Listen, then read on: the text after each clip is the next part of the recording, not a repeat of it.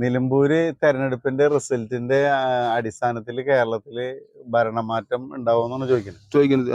Okay, അപ്പൊ അങ്ങനെ നമുക്ക് പറയുകയാണെങ്കിലേ ഇപ്പൊ നിലമ്പൂര് തെരഞ്ഞെടുപ്പില് ഒരു 70,000 വോട്ട് LDF പിടിക്കാൻ കഴിഞ്ഞു കഴിഞ്ഞാല് ഉറപ്പായിട്ട് LDF ഇവിടെ വീണ്ടും തുടർ ഭരണത്തിൽ എത്തുന്ന നമുക്ക് പറയാൻ പറ്റുന്നു. ഏത് 70,000 വോട്ട് LDF പിടിച്ചാൽ സ്വാഭാവികമായിട്ട് LDF തന്നെ തുടർ ഭരണത്തിന് സാധ്യതയെന്ന് ഉറപ്പിക്കാം. ഇനി UDF-നാണെങ്കിൽ ഒരു 80,000 വോട്ടിന്റെ മുകളിൽ പിടിക്കുകയാണെങ്കിൽ UDF-ന് ഭരണം കിട്ടാനുള്ള സാധ്യത എന്ന് പറയുന്നത്. 80,000 വോട്ടിന് മുകളിൽ UDF-ന് കിട്ടുകയാണെങ്കിൽ UDF-ന് ഭരണം കിട്ടാനുള്ള ചാൻസ് ഉണ്ടെന്ന് പറയുന്നു.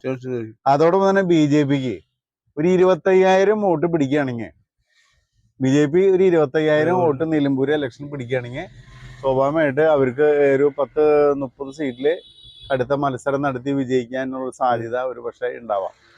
അതോടൊപ്പം തന്നെ അൻവറിന്റെ ഭാവിയെ പറ്റി പറയുകയാണെങ്കിൽ 25,000 വോട്ടിന് മുകളിൽ അൻവർ പിടിക്കുകയാണെങ്കിൽ അൻവർ കേരളത്തിൽ അവഗണിക്കാൻ പറ്റാത്തൊരു ശക്തിയായിട്ട് മാറുമെന്ന് ഉറപ്പിക്കാൻ പറ്റും. ഇതിങ്ങനെ പറയാൻ പറ്റുള്ളൂ. കാരണം വെച്ച് കഴിഞ്ഞാൽ ഏതെങ്കിലും കാരണം കേരള അടുത്ത നിയമസഭാ തെരഞ്ഞെടുപ്പിൽ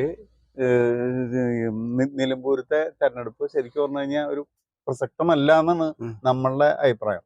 ഈ പറഞ്ഞ പ്രകാരത്തിൽ 70,000 vote LDF, 80,000 vote UDF, BJP 25-ന് മുകളിൽ, അൻവർ 25-ന് മുകളിൽ, ഇങ്ങനെയൊക്കെ എന്തെങ്കിലുമൊക്കെ സംഭവിച്ചെങ്കിൽ മാത്രമേ ആ ഫലം വെച്ചിട്ടാണ് ഭാവി പറയാൻ പറ്റുള്ളൂ. അല്ലാത്ത അവസ്ഥ വരികയാണെങ്കിൽ നമുക്ക് ഇതിന്റെ ഫലം പറയാൻ പറ്റില്ല കേട്ടാ. ഓക്കെ.